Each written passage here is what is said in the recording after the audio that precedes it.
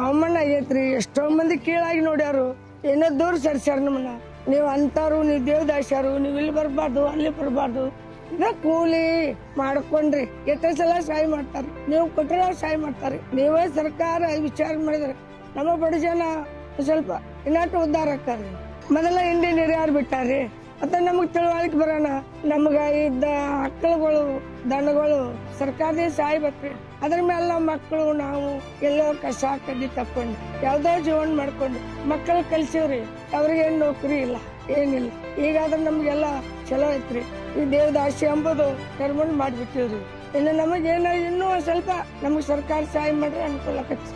ಯಾವ್ದಾರ ಒಂದ್ ಮನಿ ಹೊಲಗಳು ಬಾಳ ಬಡವ್ರಿ, ನಾವು ಯಾವ್ದಾರ ಒಂದ್ ಮಾಡ್ರೆ ಅನುಕೂಲ. ನಿಮ್ಮ ತಾಲೂಕಿನ ಶಿಶು ಅಭಿವೃದ್ಧಿ ಯೋಜನಾಧಿಕಾರಿಗಳ ಕಚೇರಿಯಲ್ಲಿ ಮಾಜಿ ದೇವದಾಸಿ ಮಹಿಳೆಯರ ಮರು ಸಮೀಕ್ಷೆ ನಡೆಯಲಿದೆ. ಸೆಪ್ಟೆಂಬರ್ 15, 2025 ಆರಂಭವಾಗಲಿದೆ. 45 ದಿನಗಳ ಕಾಲ ಈ ಮರು ಸಮೀಕ್ಷೆ ನಡೆಯಲಿದೆ.